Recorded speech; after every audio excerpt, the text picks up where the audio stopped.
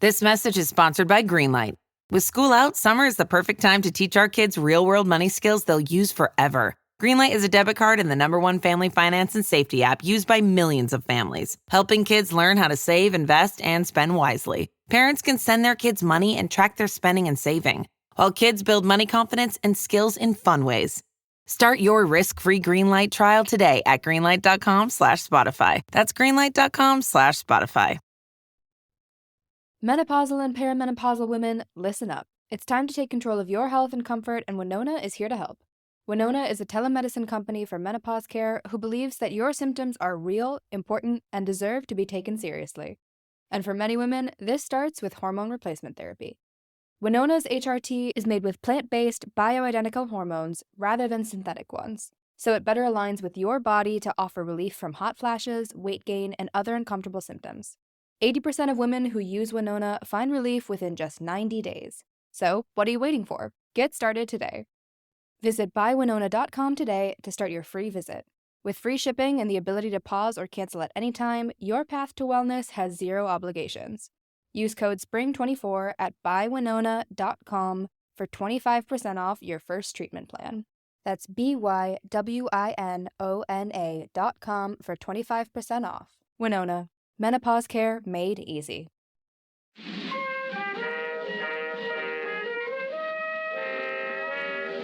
Hello, and welcome to Too Stupid to Live, a podcast that reviews romance novels $5 and under.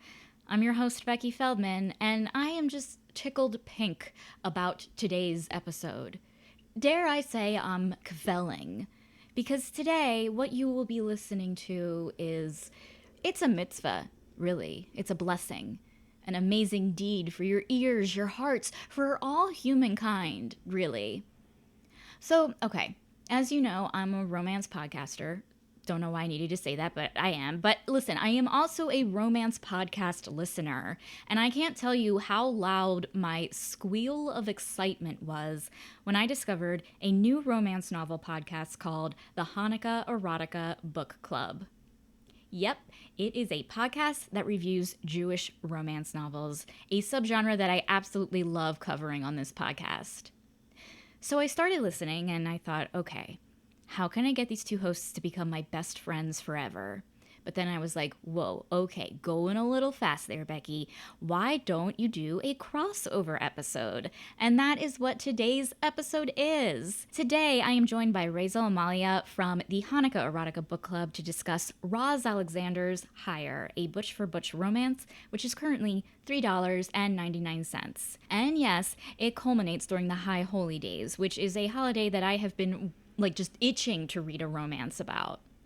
So really, today is a dream come true. I met the hosts of Hanukkah Erotica, and we're reviewing a Rosh Hashanah romance. So listen, take your seats, get comfortable, do whatever it is you do while you listen, and enjoy this review of Higher. Hello. Oh my God, Malya and Raizel, welcome to Too Stupid to Live. Hi. And welcome me to your podcast. Yes. We're really on yours right now. Totally, yes. This is your show. I was so excited when I saw your podcast come out because I've done this podcast for years, and I, am Jewish, was raised Jewish, and, usually there'd be a Christmas romance novel that would be published every year, as, we all know.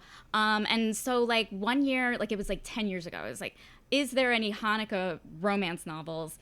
And I found one, and it was from one of my favorite authors, but it was clear that she had just kind of found and replaced Hanukkah with Christmas. And I was like, what is this? What is this? The movies are doing that. The movies are getting better. Yes. But there's only a few, and so far most of them have just swapped out some blue and Jewish names with still mostly Christmas. Right. It's like the Hallmark sort of theme and sort of standards and just right, exactly. Yeah, that's exactly what it was. And it was the thing that made me laugh out loud was it was every year she liked to get a new menorah with her dad, and I'm like, do we do that? Am I supposed to do that? We don't do that. But that's what we're discovering through all of these books, right? So, we didn't know about Hanukkah romances either, and then we stumbled upon them. And then after stumbling upon all these Hanukkah romances, we then kind of kept going with other Jewish romances because we realized it was the gift that keeps on giving. Yes, it has gotten exponentially better over the years. It's like, oh, okay, like it's not just like a Wikipedia research copy paste. You know what I mean? Like I'm like These are real people. These are real like qualities and families and people that I like relate to. And a lot of them get a lot of nuances about Judaism very right. Like agreed. More right than I would, I think. They do deep dives. Yeah. Do you guys ever learn something new? Like I went to Hebrew school like, up until 12th grade. Hebrew high school, big deal.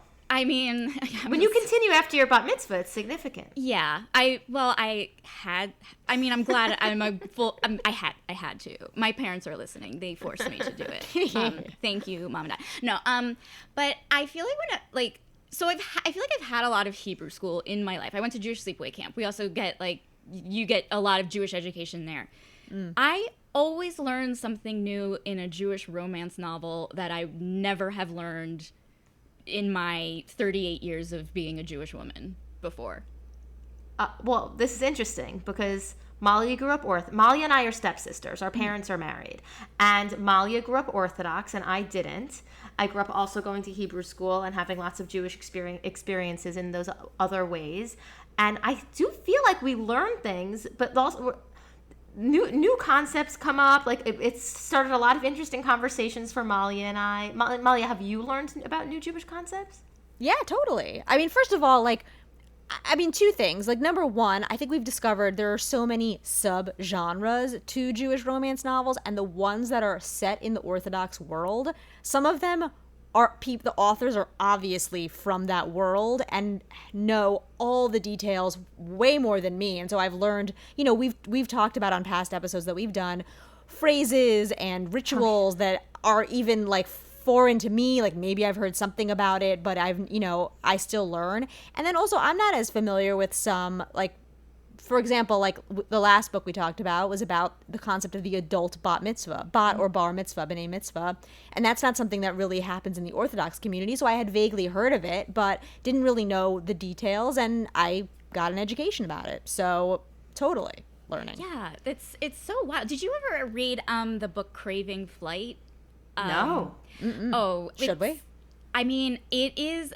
First of all, I was just listening to your episode, so I'm have the Rip Bodice in my brain, and they actually, there's one in LA, and they recommended Craving Flight. And it does take place in an Orthodox Jewish community, but I'm not sure if the author is Jewish. I read that book. Yeah, where she has converted for and she's it's tying up items. Yes, I read that book. Wax. That book's very intense. Yeah, it's an intense book, but and I did an episode with it, and it brought up so much for me, in terms of I don't know if this happens to you guys with how women are treated and how we have been viewed in the history of Judaism, and it's oh, whoa, this isn't just a happy Hanukkah story right now. Not at all. But by the way, I never even thought about it for the podcast because it's so not romantic. But it is erotica. Wait, is that in that book? Is he calling her his little Sipora, bird his in little Hebrew? Bird. His little bird. I remember that book. I read it a long time ago. That book is very intense. Sounds dark a little bit there, guys. Yeah, it was. It's it was so dark, and it was it was taking it was 50 Shades of Grey in the temple. You know what I mean? It was okay, it was more of it was a writer's experiment, I think, more so than oh, I'm gonna tell a Jewish story. You know what I mean? Yeah, might have just been a fantasy. I forgot about that one. I did. So how did you guys fall upon Hanukkah Romance, and how did you come up with the idea for your podcast? So as I tuck my daughter in, I often read an ebook on my phone. Mm-hmm. And I was looking through the Libby app, the library app, and it was November, and so I guess seasonal things started popping up, and all of a sudden multiple Hanukkah romance books popped up, and I was like, what is happening? And I think I've never seen these before. They were compelling, the titles, the covers. So I started screenshotting the covers and book descriptions, and I started posting them to my Instagram stories. And I was like, first that whole first night, I was like, I need to write one of these. But then I was like, you know what? I actually just need to read these. So I started reading one, and I started posting screenshots of the different pages, highlighting different phrases. A lot of people were interested in this, and my DMs started blowing up. But Malya DM'd me. I was reading I'll Be Home for Hanukkah by K.K. Hendon. Yes. And Malya was like, this story really spoke to me. And I was like, I know our dynamic and rapport. And I was like, Malya, we need to start a podcast talking about these books. Like, instantly. Like, as soon as she said, just because I saw what was happening in my inbox, I saw that the book was speaking to a lot of people. People were engaging with me about it. And I felt like we need to do this. I felt like our sensibilities and our senses of humor and our perspectives were going to complement each other in this format. And between our interest in reading and chatting and William, my brother-in-law, Malya's husband, our producers' tech skills, we made it happen. And then my sister, my biological sister, designed the art, and it all just happened very quickly. Yeah. That's and the I was story. just, yeah, totally. I mean, I always swipe Rachel's Insta stories, but they're usually just like, cute photos of her kids and what she's up to. And it's always fun. But this was like, really, I felt like I was consuming media. Like it was fun. It was just so entertaining. And again, I'll Be Home for Hanukkah I think, grabbed me because it's one of these from romances, and it had all these funny details from a world that like I've never really seen in such detail in published books.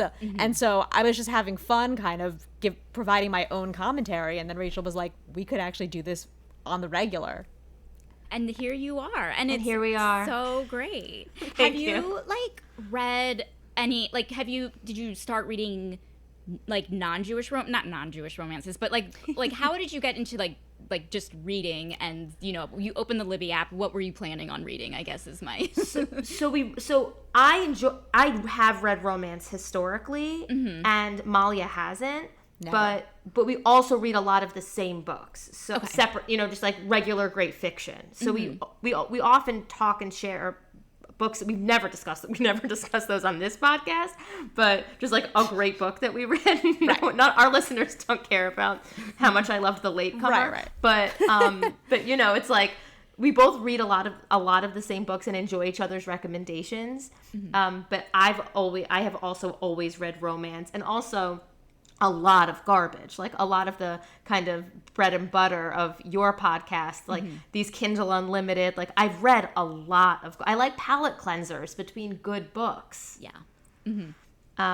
So I have loved romance for a long time, probably over 20 years. But maybe Mal, was any of the YA you read when you were younger romance? Like in high school? Not really. Yeah, I guess. Like when I was in like young high school. I mean, I think for me, this has been like an eye-opener also, because I think I always considered myself, like, I like literary fiction. Like, I read highbrow novels, like, I read things that are shortlisted for, like, illustrious prizes. I wouldn't read, and romance novels are sort of silly and kind of beneath me, was my thinking always. And like smart women don't read things like this. And But they do. Right. And I've been totally, I mean, as I was pulled in by what Raizel was posting on Insta stories, at first I was like, okay, this is sort of tongue in cheek. But then as we went on, I realized, like, no, these are cool explorations of interesting ideas, actually. And, the genre kind of allows a freedom to explore things that actually can't be explored as easily in a more serious, setting. So I feel like, a lot of my suppositions have been pushed away. Yeah, I've noticed that with like a lot of my guests. They come in thinking like this is going to be trash or fluff, and then it's like, oh, it's really interesting. And then with like, for me particularly, and when I get like my Jewish friends to come on and review a book with me, I feel like for us, and mainly, well, for me, everything we've ever done, like the prayers that we've said and going to temple and all that stuff, it's so like mechanical and rote. We don't even know why we're doing it, you know? And then you read a romance novel and like you read like characters and you see how like Judaism kind of like is developed in them as characters, and you're like, oh yeah, that's the meaning. You know what I mean? Like you find more meaning. Whereas in real life, it's just like regular, like day-to-day stuff, you know? No, that's nice. I like that idea. I want to start finding more meaning in my own Jewish identity through these books. Maybe I have to some degree. Well, you have the podcast, yeah. For sure. No, that's true.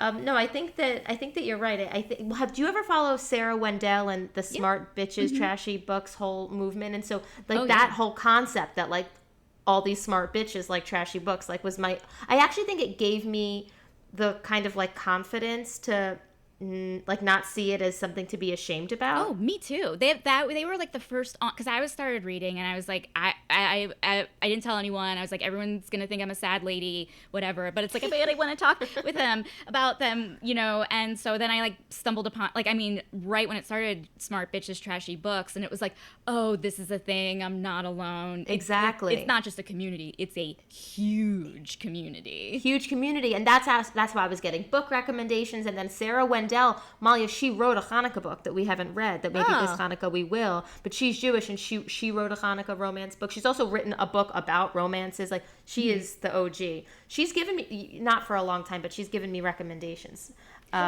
She's super cool. I did her anthology book that she is it not Guiding Light? That's a TV show. But she like edited an anthology of like short Hanukkah stories. Yeah.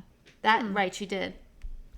I think Burning Bright. For me, there's like an earnestness to these books, or the Jewish ones that I've read. There's like an earnestness to the way that the characters talk about Judaism and romance, but to focus on the Jewish part, like and like the book that we've read for today, I felt like there was like a sweet earnestness about the way that these characters consider Jewish ideas. That's, you know, I don't know, hard to come by in our jaded Jewish world, and I find nice and refreshing and actually, you know, sweet.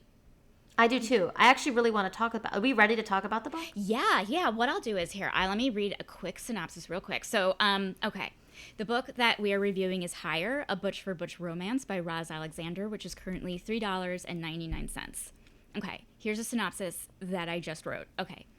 The Jewish holiday of Rosh Hashanah is all about new beginnings, but Tali and Maple's sexy Shana Tova gets going a bit earlier. A one-night stand gets even stickier when these two realize they'll be seeing a lot of each other in the coming months, as they're both involved with the #SaveTheBees mural for the High Holy Days. These two are clearly sweet together, but past hurts cause both of them to put up walls. And when it comes to welcoming happiness into their lives, does shalom mean hello or goodbye? So good. Your synopsis is so good. You could write one of these. I just want to write people's synopsises for them in my own like weird. You should. That was so good. You sold it. I mean, who wouldn't read it after that? Yeah, you really did. Yeah. Roz also starts this book with a note from Roz, and it really sets up a lot of things to come in Higher. She gives content warnings for so many things that I wouldn't even think you need to kind of warn your readers about. But I feel like that goes with what Malya was saying about the earnestness. Like, I think that they are actually just like a very sensitive person who cares deeply about their readers. And also there were sensitivity screeners that I saw at the end. You know, it's like, it's really important to them. But I was surprised. Absent parent, adoption, angst, lots, butt stuff, deceased parent, mom, explicit sex, external and internalized homophobia slash butchphobia. If you want to skip the explicit external homophobia, skip chapter 16, honey on skin, migraine, on page and historical. There's more, but content, I mean, I actually suffer from them, but to think that a reader might not want to read about someone's migraines or talk about migraines, like Roz is a very sensitive person. Yes, I definitely got that vibe. And like I was happy to see it. Like I'm always happy to see content warnings, like no matter how like maybe trivial they may seem to other people, because like you do read these books as escapism, and if it's like you want to escape a migraine, you're not going to want to read about someone getting a migraine. Right. That would By the way, that'd bum you out if you're like, no, a migraine. I would have appreciated it in some other books. Like, did you read some of Jean Meltzer's books? No, maybe. So she wrote The Matzo Ball. Molly and I have not read it together yes, for okay. the podcast yet, but her character's like really unwell. And I know that she wrote that intentionally. She's a chronic illness, and it's a chronic illness comes up constantly throughout the pages of what I think a lot of people pick up as a lighthearted Jewish romance. It's like, I actually would have appreciated a content warning. Yeah, I feel like there's like, I mean, obviously I'm not an author, but like there's this debate of like how much you want to put in a book. Like, are you revealing too much? Are we too sensitive? Are we going to be ruining the story by putting all these content warnings? Or would someone like to know? I mean, it is frustrating when you get honey stuck on your hands, I will say. And Totally. I just can't to think. I was talking about it at work this morning, that you have to warn your readers that there's going to be honey on skin. Like, oh, nope, I'm out. it's like it's too much for me. It's too much for me. It's stressful. So Then it gets on everything. I mean, you know, you're wiping honey up days later. You feel bad about yourself. it really is just, I don't even like go near honey unless I have to. Yeah, you know, totally. So I'm like, this is too messy. Then you've scraped it out when it's crystallized in the jar, and then it gets stuck on something. I mean, there's just so many layers there. You should thank Roz for the warning. I really do. I do. Yeah, Then there was a whole paragraph on Butch identity, which I thought was interesting, and then another whole paragraph specific to something called Stone Butch identity. I went down another deep dive with that. We should wait on that for later, because that seems like it's maybe a later conversation. But Roz really kind of preps us for what's to come. And by the way, after the book is done, she also has kind of like a bibliography section a little bit where she references, you know, a bunch of articles about bees and an article about Stone Butch identity, which I clicked on. Did you click it? Me too. I did. Malya, the author who wrote that blog post, is that the author Zan West? Did you realize? I remember you read their bio. Yes, I was like, it's all about. I was like, things are coming together here for me. Yes. Exactly. Yes. Making the connections. I also liked what they put in the intro part of like adding in that there's like no right way to be Jewish, you know, like it was just like nice to see as someone, because we all like celebrate and have our spirituality in our own ways, no matter what kind of like sect of religion we were raised in. I mean, sometimes it's not, but we're still Jew, you know. And so I was like, oh, that's good to know, you know, that like she's like, or they're like, these are these characters, you know, this is this world, these characters. And it was like, okay, that's real life. And I love that nuance. I did too. I always like when I see books kind of speak about that you can be Jewish in many different ways and there's no right way. I think that's really special and kind of beautiful. And I thought that was really nice that was here. That these characters definitely like really care deeply about their Jewish identity, but they were also doing it in this. Molly and I read, and I'm sure you do too, just based on the books you're reading. Some books that take place in very clear locations, and some books that are like in Anytown, USA. Yes, yeah. And when they're in this like Anytown, USA, that this book was, because the thing is like, what Jewish community are they talking about? Is this real or imagined? Like, I'm curious. This was giving. We read this book, Knit One Girl Two? No. About an independent yarn dyer in South Florida. And the thing is, like, in Knit One Girl Two, it was also like this sort of like indie world, alt community. She's hand dyeing yarn. She gets inspired by a painting. She falls for the artist. Like they're like really supportive of each other. They're Jewish. They're both girls. Like, they are both like in this indie art world. She hand dyes yarn and then has a subscription service. Like, it's all very indie. These characters are too. Yes. Yeah. And Roz is. And like the way they speak, like there's just something about it that felt very familiar. There was like, I was like thinking about it as like, the world of this story, like every character, the way, like where they go, and even though like it's kind of every town USA, it's like the bar and the temple and the B plate, you know, I'm like this I would watch a TV show that about anyone in this town, you know, like it was just like, so they were all, there was like a level of chillness which I like too, even though our main character Talia is like a little high strung, a little. Totally. And you know, the thing is that I agree.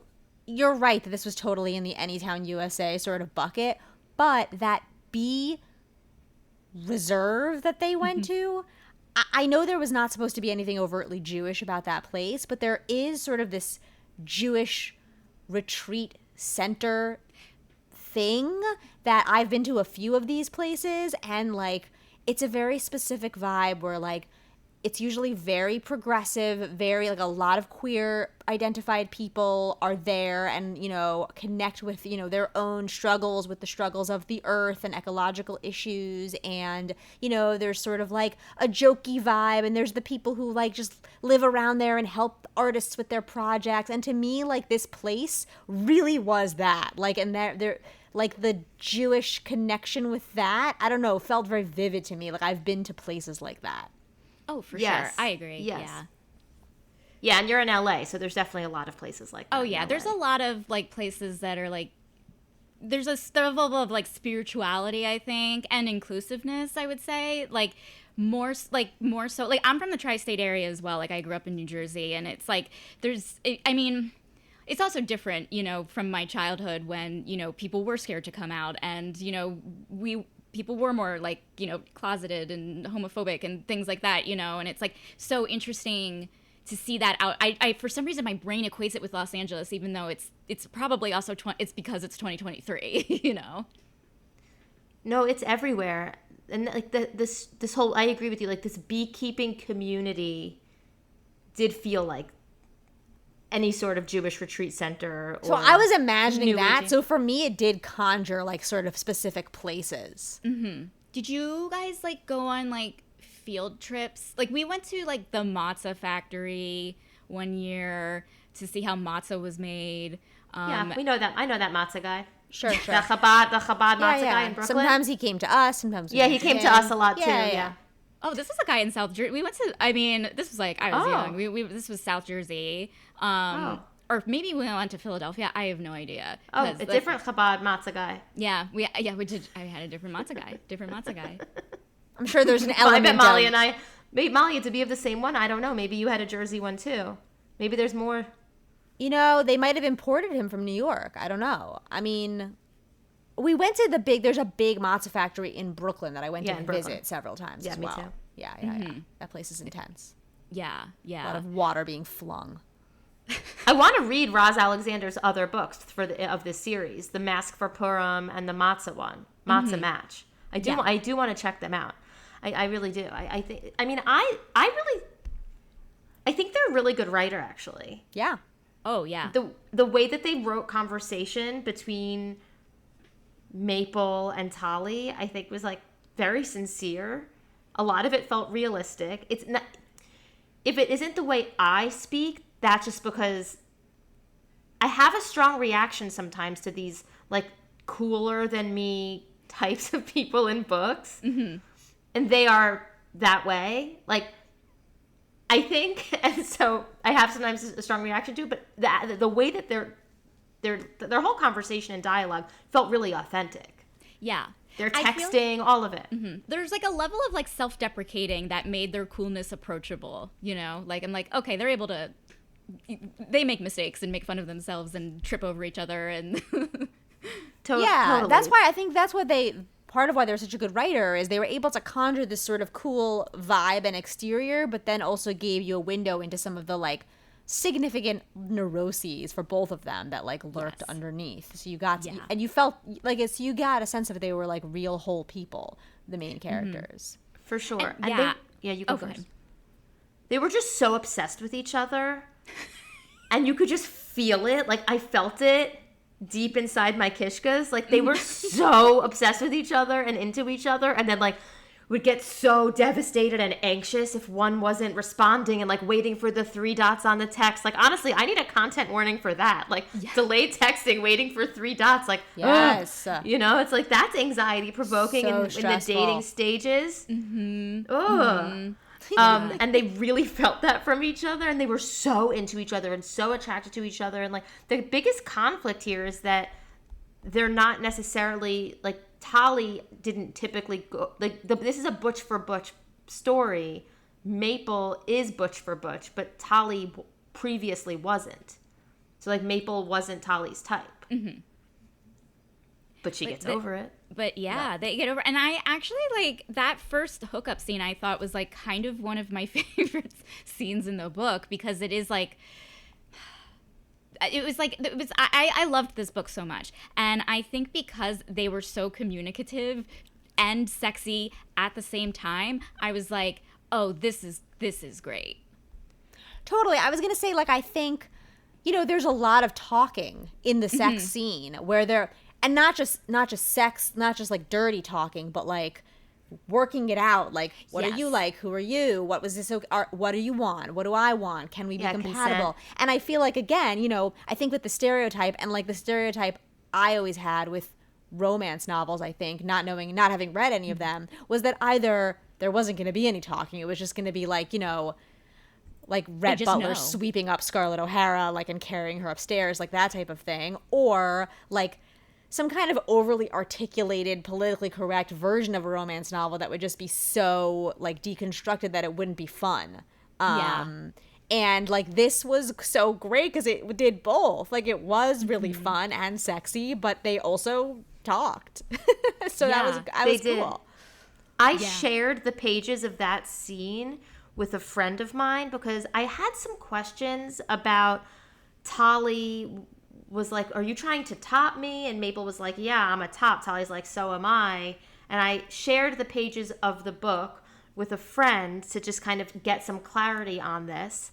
And my friend, who is a lesbian or a queer, I don't know how they identify necessarily, but they are married, a woman married to a woman, said this is so well written and it seems like exactly like a conversation that I could have had and have had similar conversations to. Like, this is a real thing and it feels like very, very authentic, which I thought was really helpful to know. It seems like you two sort of already knew that, but I was like, is this exaggerating? Like, is this real or is this exaggerated for the story?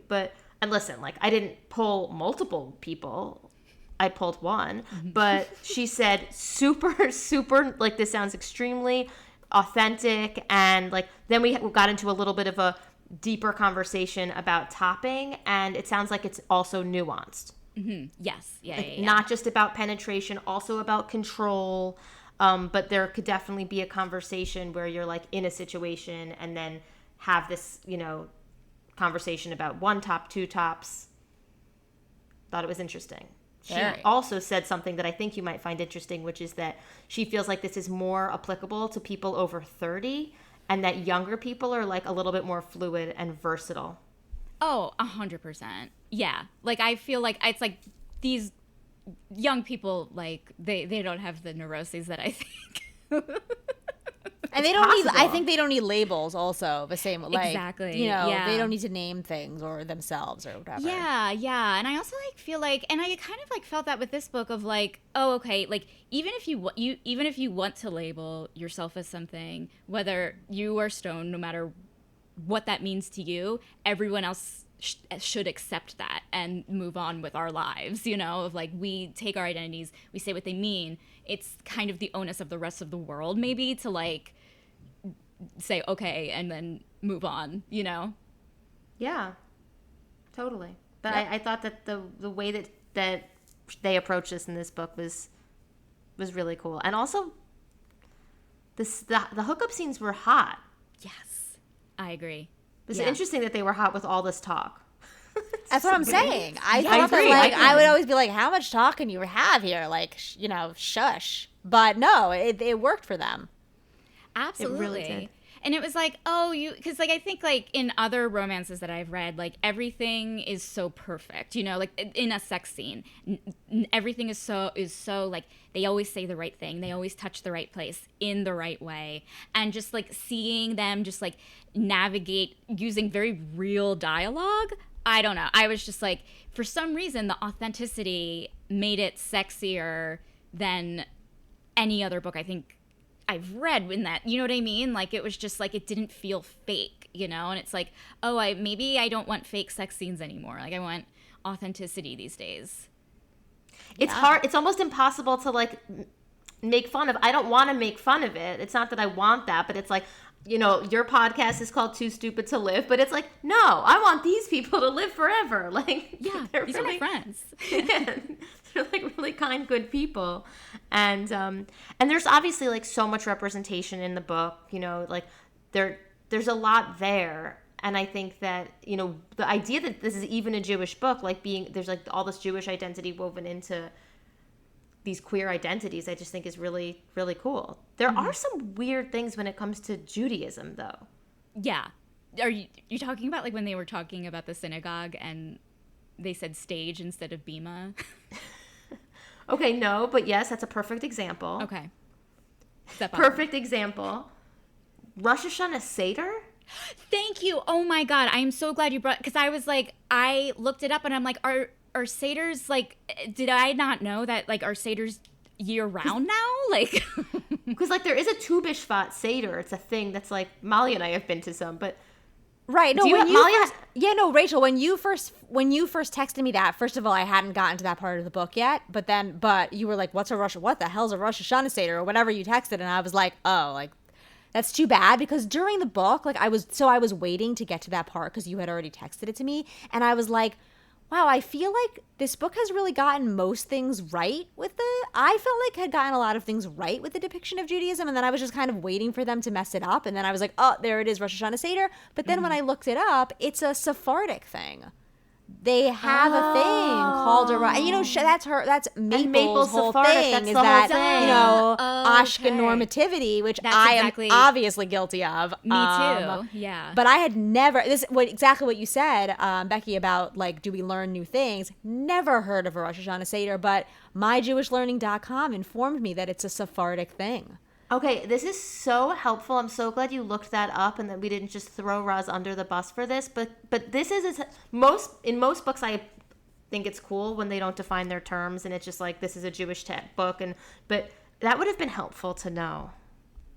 I felt like that was like a trick. That was a little bit of like a test, because Maple's whole thing is that everyone just sees, that she's left out of Judaism because of like being Sephardic and all of that. And I felt like that was Roz being like, oh yeah, you think there's no such a thing as a Rosh Hashanah Seder? Maybe, like that.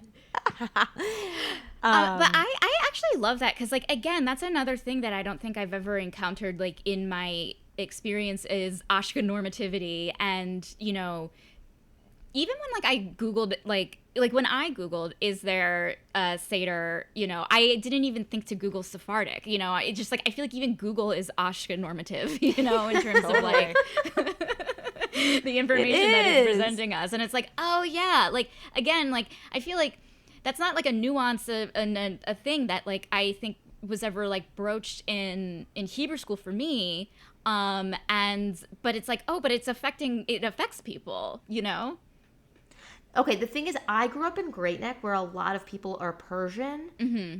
And so I feel like Sephardic culture and Persian culture in general was just like a really big part of my daily life. Yeah. I still haven't heard of this. And Sephardic Judaism encompasses a lot of different cultures. So like, just because it might not be a Persian culture or a Syrian culture, like I don't know where was Maple from? Where was Maple? I didn't 45 say. minutes away. She was 45 minutes away. That's all I know. 45 minutes away in somewhere in upstate, but it didn't say upstate. What state? Just upstate. True. Yeah. Yeah. Okay. So stage Seder. No, Seder was not wrong. Rabbinic school. Mm-hmm. It's not called that. Oh, I don't want to just pick rabbinic things school. apart. Ah, interesting. But then No, that's a good nuance. I'm eagle-eyed, and in the about the book, it's correct. It says rabbinical school. That was edited. And then I was just kind of, I feel like there could have been more with, at the beginning, Maple thinks that Tali's a rabbi. Yeah. Because, like, Tali has a leadership role at the synagogue. You know, it's easy to confuse her as a rabbi when you see her being a leader inside of a temple, you know? Right. Sure, but I feel also, like that could... Yeah, go on. No, you go.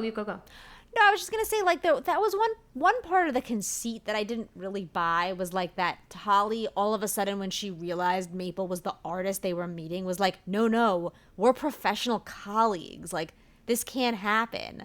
I was like, you're not really professional colleagues, like, come on, like, right. you don't work in the same space, you don't, like, see each, you know, you're contracting with this person for, like, a one-off art installation. Like, it didn't seem like the issue that she was making it out to be, particularly since she seemed to have a really close relationship with her boss, who was the rabbi, and then started talking with him about, that was crazy, that scene where she's like, we're both tops, so I don't know, and the rabbi was like, it's a bit too much information there.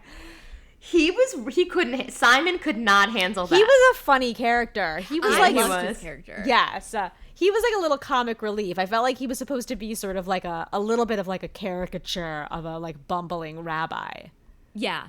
And I will say the most realistic thing in this book that has to do with Simon is the temple having really gross cookies. Was wondering what people were going to think about this. Yes. Yeah. The gross cookies, very real. Okay, so I love those gross cookies though. Me too. But it's like, Oh, is it they're great. nostalgia? Like, I like the leaf. You know the leaf? Uh-huh. That's bright green. Yeah.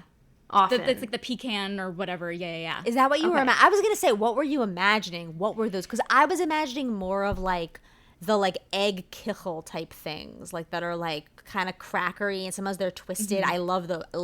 Yes. I was picturing, because this is what my Hebrew school gave us, like during like snack time or something. Not during like the high holy days when there would be like kind of like nicer Platters. treats. I'm talking about platters. Okay. Yeah. Okay. So for the like every day, like, oh, let's just like give these bored kids a snack. Kosher Oreos was like Hydrox cookies was like what I was picturing. But then now when you said like for me, that leaf cookie is way nicer. That's a Friday night cookie. Yes. And like Totally. maybe that's what I should have been picturing. I was picturing a platter of Kiddush cookies, also sometimes known as Shiva cookies, to me, where it's like there's a few cigars. Those always go first. There's the cigar, rainbow There's the things. rainbow square. I love Which those. I've been calling them color cake my entire life. Apparently they're called rainbow cookies. I had Yours no makes idea. more sense, though, actually. Thank you. They're not even a rainbow. Yours makes more sense. They're not a rainbow. Color cake. Color cake makes sense.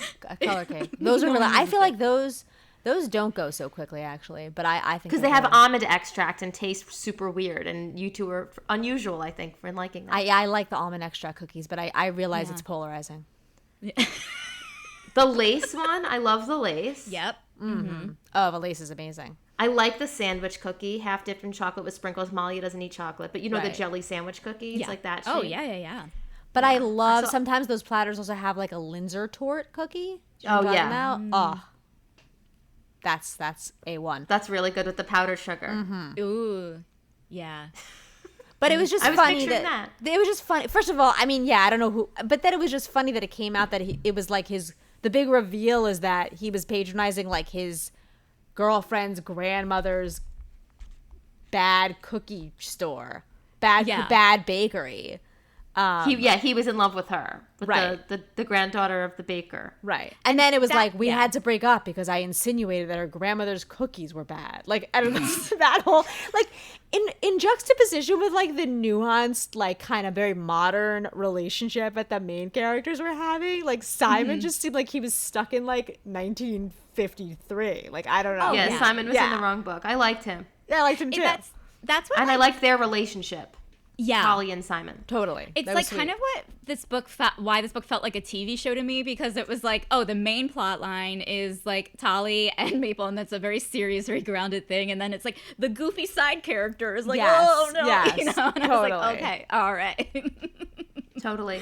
Something came up in this book for me that I wanted to talk to you two about, because sometimes a word will come up in a book and, you know, it'll make me think about that word. And I know I find it annoying when people don't like the word moist. Like, I just feel like I'm over it. Like, I actually really like the word. I think it's sexy. I'm over it. And I discovered in this book a word that I actually do think is repulsive. Damp. Interesting. Damp. At one point, she felt her armpits getting damp. Mm-hmm. Because she like, was oh. in a good way, like meaning because she was hot, like she was sweaty, or just because she was. It was like anxiety sweat. Okay, so like negative damp. Like, Negative damp, like... not like a damp pussy. It was Yeah. like negative damp, like armpits dampening. And I was like, that word, for all of moist, bad PR, damp. Right. It implies like maybe like a moldiness, perhaps, right? Like I think mud and rain. Yeah, like yeah, I think yeah. mud when I think damp. Like just sad plants being very wet. Right. It's like stagnant a little bit. Yeah. I hear you. Had to tell you about that. I'm with you. Yeah. Oh, another thing about like the depiction of Judaism that I was just curious that I never really occurred to me. So toward the end, Tolly's like sitting there for Simon's like Rosh Hashanah rehearsal, which apparently is like a thing that they do every year. Is that? Yeah. I mean, I assume that rabbis practice like their Rosh Hashanah sermon or whatever, but do they really do like a dry run of the whole thing like it's opening night? Yeah, no, they did it. They're like, we have to do a rehearsal, like we are like for the local Like tech. theater. Yeah, Right. like, we Like have tech. a tech rehearsal. We're doing West Side Story. Like we need to do it Right, like cue the lights, like all that. 'Cause that seemed very funny to me, and I never. Is Yeah. that a thing? I mean, I guess it makes Okay, sense. I have some intel on this Okay. because I work in a Jewish organization that's effectively a synagogue. We're a community without a synagogue space, but we have a rabbi, and we have high holiday services at a location outside of our main building, because our main building fits our preschool and Hebrew school. It doesn't have like Friday night services. That's it.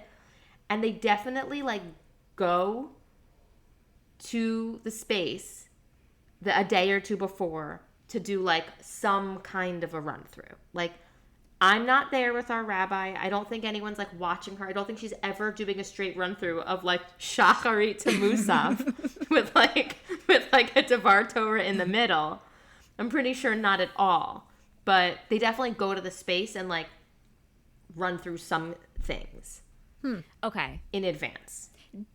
I will say in this book, it made it seem like they have rehearsals. They have services in this space all year long. This, you know, when like during, I don't know if you guys, but like for the high holy days, like, you know how like growing up, like the back of the temple used to open up and you would put in like the more seating, you know, Sure. and I'm like, maybe the rabbi needs to practice projecting.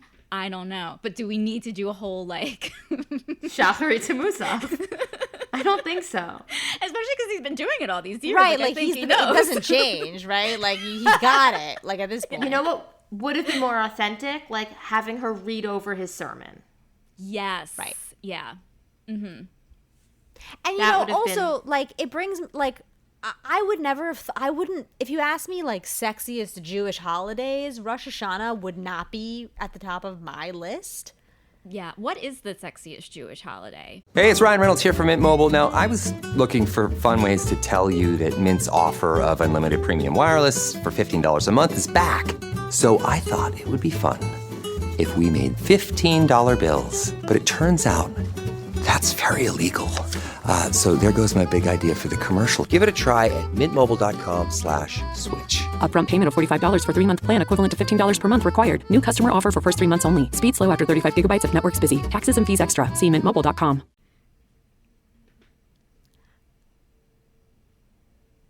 Well, I mean, what do you think? For me, what comes out, I think Purim. Okay. Me too. Yeah. Oh Like- my God.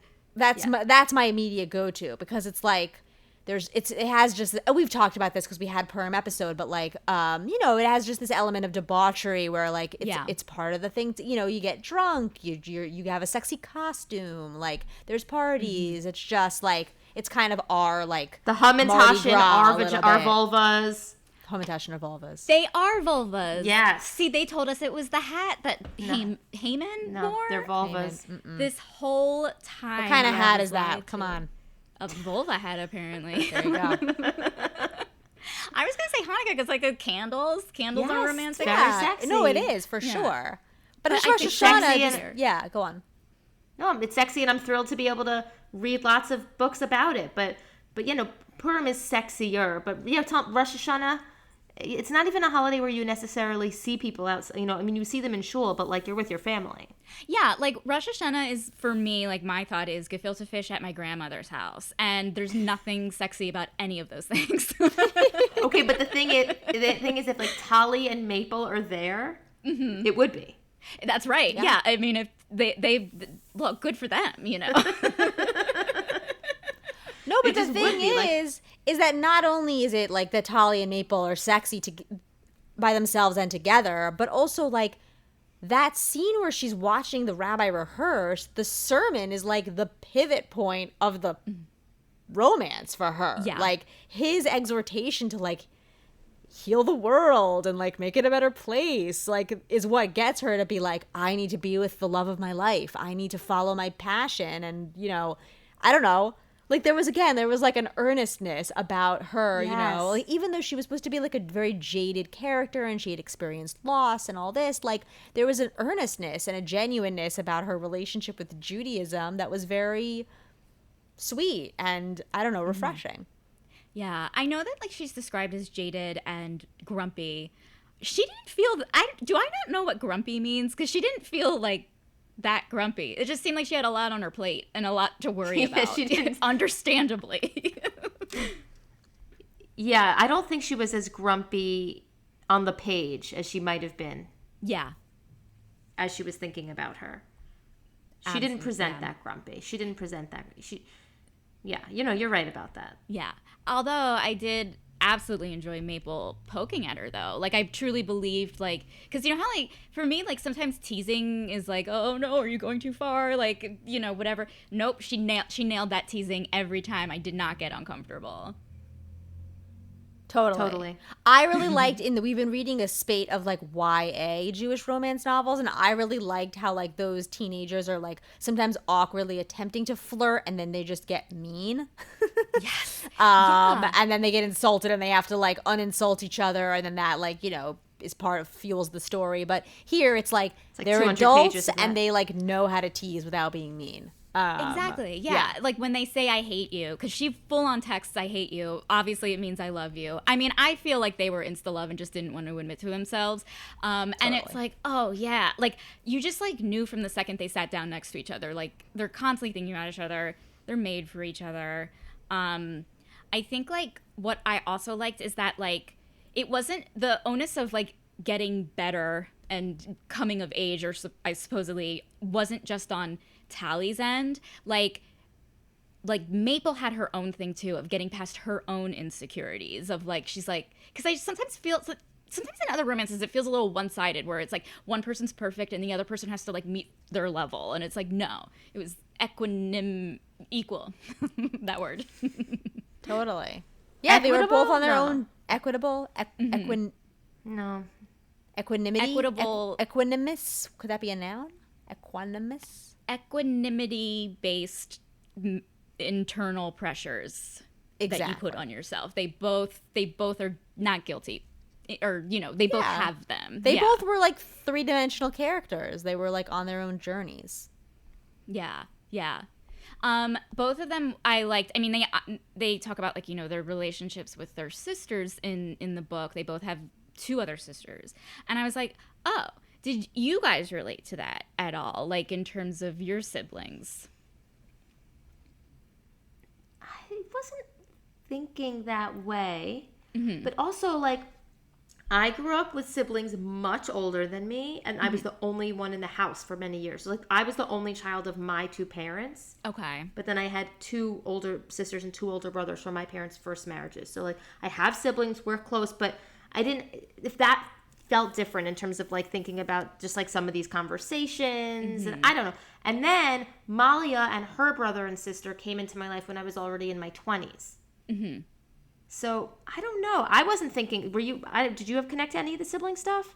I didn't really. I mean, I thought there was that whole scene where, like, Tali reveals, like, her sort of family structure and how which was, like, pretty out there. Like, I thought, like, she was the adopted, like, biological child of her mom's best friend who, like, got pregnant in high school, and then her other 2 siblings who were also much younger than her were, like, conceived both by her mom on her own with a donor. You know, none of which are circumstances that I have in my nuclear family from growing up, and I don't have, like, siblings that are much younger than me that I feel like parental toward. I mean, I am the oldest, so I do, of course, judge my siblings, but not in you know, I didn't particularly relate to the dynamics. Did you, Becky? I related to Maple in a way because I'm the youngest. I have an older brother, and, like, I feel like no matter who you are in the order of things, it's difficult no matter what. It, like, you know, being a kid has difficulties, but, like, I feel like Maple was, like, a little bit of, like, a black sheep in a way in her family, and it's like, oh, I kind of feel that way too, even though, like, I'm close with my family and I get along with them, you know, like, I just felt like I was, like, you know, thinking the whole time, I was like, am I more of a Maple or am I more of a Tali? And I realized I'm like, oh, I'm both. You know, like, I feel like I saw both of myself in both of those characters. The thing is, it's like, this is my own thing, but it's like, because Maple is an artist who's, like, extremely talented and, like, a bee pollinator and also studying Ladino, I'm like, I don't relate, because I feel, again, back to me being basic, like, I feel so deeply not creative, like, that when there's artists, like, artistic, talented people who devote their time to doing their art, and then when you read Roz's bio, they're like, you know, I do weird art and have tons of interest. Like, I have tons of interest, but, like, I don't have this artistic skill to create anything other than talking. That's an art? I can talk. This is my art. But it's like I you know, it's like, it's hard for me to relate, and I appreciate them, and I appreciate these characters, and I want to read more. I like reading about artistic, interesting characters, and I see why they connect to each other. By the way, I was looking at Roz's website. It seems like there's a whole series of a small town where there's, like, lots of queer people and lots of art, and I don't know if that's, like, an Anytown, USA fictional town. I want to look more into that. But it seems interesting. And I do think that their books are generally Jewish. There's also a Friday Night Short series where it just gets hot and heavy really fast. They're on Kindle Unlimited. Friday Night Shorts. Love it. Friday Night Short, you got it. I mean, you know, you have to get right to it on Friday night. I mean, yeah, limited time. Service is pretty short. Then there's kiddish. You're done. I mean, come on. Yeah. Lights are off. Right. But yeah, no, I just, like, there's something about these artistic characters that I related to some of their angst. I related to their intense attraction. I related to some of the anxiety. I related to some of, like, those big crush feelings, you know, that kind of thing. But yeah, they were cooler and way more artistic. Yeah. And really into beekeeping. It made beekeeping cool. Like, you know, you never would have thought, well, I mean, keeping bees is cool. Like, it has. There's definitely, like, urban beekeepers in the city in Brooklyn. That's, like, a thing. I'm sure they're everywhere. There's some in my neighborhood too. There's a bunch of weird keepers. All kinds of things are being kept. There's so many kept colonies.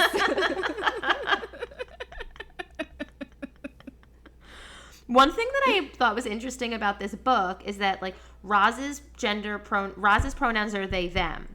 These two characters identified as butch women. Like, both of their pronouns were she, her. And then, like, someone came into the bee place, bee porn, and they were like, very quickly. Like, they use they, them, she uses she, her, and then they just, like, kept getting to the conversation. And, like, just, like, the way that it was just, like, out there and very normal felt like, I don't know, very, very lovely, but also realistic, but also, again, like, an interesting choice that these two, like, this is a choice being made. Like, these aren't trans characters. These are these are characters that are identify as butch and also, you know, butch women. And I thought and Roz writes a lot of butch for butch books, but does not, I don't think, identify that way. Which it doesn't. These things don't have to be autobiographical, but just thought that was interesting and cool. Oh yeah, totally. Like I think like maybe like being able to, you know, write like maybe there could be a part of like Roz in these characters, you know, but maybe like, yeah, maybe not necessarily based on like the same pronouns or whatnot, but like I don't know, I feel like, you know, just being able to like be a different person as you write them out, you know, it seems like so fun to me when you don't have like writer's block, which I know every writer has, but you know, I don't know. Totally. So but you're a comedian also, right? Yes. Yeah. Mm-hmm. And do you want to write one of these books one day? You know, I have tried. I actually, well, like I do like writing and performing and like comedy writing and stuff, but I did recently work on a romance novel game, like it was like a choose your own adventure mobile app, a romance novel. Ooh. So I was able to delve into that world of writing romance, because like I think like they wanted people, because it was all dialogue, so they didn't want like, they wanted like people who have like written like, you know, shows before. And so I was like, it was really hard but like, but I loved the medium of doing it. Like I feel like, I don't know if I would ever write a book though. What about you? It's just like I don't know if there's one in me. Like, my husband says there's a book in me. I hope he's right. And anytime, I was saying this on our last episode, we had Stacey Agdern, who writes a lot of these books, on our podcast, and she was describing how it all came to be. And she was like, well, first I read this article, and like the character was born there, and then I was at this event, and then I was like, oh, okay, cool. Because every time I'm at any place, I'm like, oh, that would be a great book. But really, it would just be like a good scene in the book. Sorry, I'm repeating myself to people who listened to last week's episode of Hanukkah Erotica. But it's like, so it's like, now that she said that, I feel like this whole week has been different for me, where I'm like, maybe I should just be taking notes of like all these different things that I think seem sexy and or funny or, you know, sincere or whatever it is that I'm feeling, and like start to, but I really think that I was sent here to read these books and talk about them. Yeah. I mean, obviously. Malya, what about you? Would you ever write a romance? I mean, I know that like you haven't started out reading romance, but would you ever write a Jewish romance? I don't know. I feel like I'm such a critic, like that it takes, I feel like it takes an admirable degree of, again, like earnestness and genuine, you know, genuineness that I don't know if I have. I much prefer, again, being, you know, I started out, I think, being sort of like the you know, thinking I was going to be mocking mostly sort of like books in this genre. And, you know, to be fair, mocking does take place, I think. But I've been like very charmed by them in a lot of ways that I didn't expect. But yeah, I think it would be hard to get to that point. And writing a book, I mean, is just it's a big project. Has everyone been asking you ever since you put out the podcast, like, well, are you going to write one? Because the people ask me that all the time, like, are you going to write one? I'm like, but you're also a writer. True. And yeah, but it's a book with like pages and words. I know. This is the thing, like, for however trashy or like, you know, whatever these books are, whatever words we want to, not this one was actually just really good, but it's like, for whatever, you know, trashy or like, you know, chick lit or whatever sort of derogatory term you can use for any romance book. These people, these authors, these writers they're amazing. Like, it's a huge undertaking. They're writing completely flushed out stories while almost always having, it seems like these people have multiple, either a full-time job plus a family. They're, you know, I am very, very, very impressed by all of the authors that we read. Me too. I mean, like, they have and series. they're prolific. Yeah, and like, you know, and also like what have been grown very impressed with is the way authors are marketing themselves online. Like they also do all of their social media, you know, and it's like they're like they're their own like businesses in a way, and it's like, oh wow. And the fact that like I think with like reading a sex scene, writing something where you are like very vulnerable, it involves getting vulnerable on like the writer's part, and like that I commend authors for, because like it's a place where you kind of don't want to go. You don't want to like go near the corniness, you know. You want to be as like, for me at least, want to be as jaded as possible. Totally. Yeah, it's hard to go there. I mean, yeah, you're totally right. It's vulnerable to be the writer. Mm-hmm. Yeah, absolutely. Yeah. And they do it well. Yeah, and it's fun. It's fun. It doesn't have to be great, like great literature to be fun. Yeah. Exactly. Yeah. Like I feel like, you know, the world needs to just redefine what a book is. Like I think so many people think like, oh, a real book is I don't know, whatever, not this. But these are real books. All books are real books. They are. I can't believe how many of them are Jewish. You've read other Jewish ones on your podcast. Yes, I have. Yeah, I've read some crazy ones. I mean, like I've read there's Jewish Jewish alien romances, billionaire romances. Yeah, there's everything. I mean, obviously there's like everything you can think of in general in romance. Like it is like porn where it's like, oh, I wonder if there's like a romance with a lamp and a fan. I'm just looking at two things, but yes, it exists. You know what I mean? Like it's out there, and I imagine one of them is Jewish. No. Yeah, last week we did our first Jewish hockey romance, and we were opening the world of hockey romance to Malya. This was new to her. Yeah, so many hockey romances outside of the Jewish world. Huge sport, and it's like, oh. I was listening. I was like, yeah, because it's fast. It's like, because like baseball. I mean, I've read baseball romance, and it's like baseball feels slow, football feels slow, but hockey you're just like zipping around, and it's like, oh, okay, maybe that's why. Could be. I'm not a sports person myself, so I'm just kind of like, right. But like Stacey Agdern gave us quite a passionate course on, you know, all things hockey and Jewish romance related, and you know, it's a whole world. Yeah, it is. It really is. What books are you going to read next? What do you have coming up in the pipeline? Is that the right phrase? Mm-hmm. Yeah. Okay. Great question. Okay, so we actually have never read a Harlequin book. There are some Harlequin books that are Jewish. Do you read Harlequin? Are there? I do. Under $5? Yeah. On this? So, okay, so we're reading next. It's called Home for the Holidays. It's very timely because it's another Rosh Hashanah book. It's a high holiday book. Great. It's a Harlequin. Mm-hmm. And it's written by Jennifer Wilk. We're really excited. It's our first Harlequin. And you want to hear the blurb? Yeah. Okay. When big city advocate Sarah Abrams returns home for the high holidays, she's got a lot on her mind, especially whether to marry her perfect on paper boyfriend. The last person she wants to encounter is Aaron Isaacson, her first love and the one who broke her heart. But after Aaron and Sarah join forces to fight an act of hate, it's clear that their deep connection never abated. If only they could forgive one another for the past in time for a sweet new start. Wow. That looks deep. Yep. We're excited. Yeah. What are you reading next?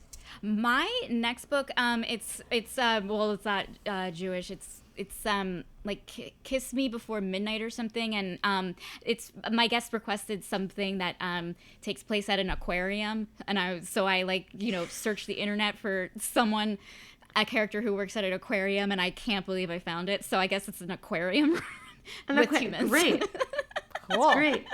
I was also telling Mal how like there's a lot of witch romances. Yep. I think there might be a Jewish one. But do you read witch romances? I do read witch romances. Anne Geyer or something is good. And then like I read like there's like these. It might be her. It's like called like the X Hex and like all of those. Oh, the X Hex, yeah. Mm-hmm. Yeah, it's great. Those are really fun. I like witch romances. Those are fun. I read the X Hex. Yeah. Yeah, witch romances are fun. They do think there might be a Jewish witch that crossover. Would be cool. I'd like to explore that. If there isn't, There's one coming up. I know it's my going to God, happen at some totally. point. Yes. Someone's writing it right now. I hope You so. know what book you should read that we loved? Going by Coastal by Dahlia Adler. Okay. We loved that book. Really good. Okay. I'll check It that out. takes place half in LA, half in New York. Mm-hmm. I recommend that Very one. fun. Oh. Yeah. Perfect. Do you recommend any others to us before we wrap up? What about, I read for my friend's podcast, it's Snowbound in Her Boss's Bed. Now, I know it doesn't sound like a Hanukkah romance, but it's a billionaire Hanukkah romance. They just didn't make it seem like it was Hanukkah with the title. It's Harlequin, I think. I think it's Harlequin. Snowbound in Her Boss's Bed? Yep. Mm-hmm. That sounds Sounds promising. good. If you want to get wild and read an alien romance, there is Meteors and Menorahs. If Okay, great. Oh my you God. are like, what is this world of alien romance? I'm scared, understandably. But you also want to be like, what is this world of alien romance? And you just need like your handheld as you kind of like walk in. That book is great. It's so good. I feel ready. Malya, do you feel scared or ready for No, Meteors I and feel Menorahs? excited. I think it's time. I'm ready to cross that threshold. I feel like we're more worried about snowbound in her Snowbound in her boss's boss's bed. I'm a little scared about, to be honest with you. That, But I mean, honestly, like that to me sounds more like crazy than like there's a literal alien living in the apartment next door to me during Hanukkah. Yes, snowbound in her boss's bed sounds a little scary. This is so much fun. yes. Oh my God, this was Thank delightful. you so much for glad. having us. Oh, thank you. I'm so glad we were able to meet up, and thank you for doing your podcast. Really, it's as a Jewish romance reader, I really appreciate it. I'm glad you're enjoying. Thank you. Yeah, happy to be part of the. We were just saying we can't believe we're part of this community. It feels so surreal and wonderful. For links to purchase today's book, please see the show notes or visit tstlpodcast.com, where you can also check out the synopsis I wrote for the book. Too Stupid to Live is part of the Frolic Podcast Network. For more podcasts you'll love, visit frolic.media/podcasts. Thank you so much for listening, and have a great rest of your day.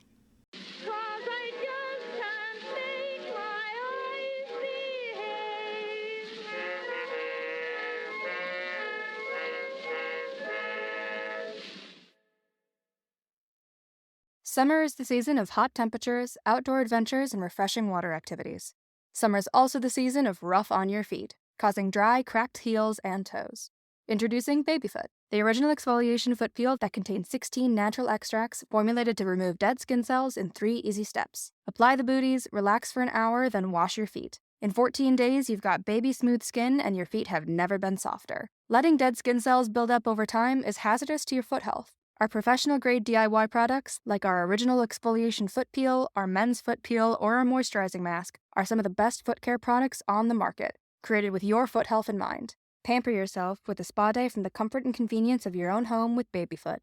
If you want a chemical-free, easy-to-use exfoliating process from the company that created the original foot peel, it's time to treat yourself to Babyfoot. Go to babyfoot.com and use the code SUMMERFEET24 and get 20% off your first order with Babyfoot. That's babyfoot.com and use the code SUMMERFEET24.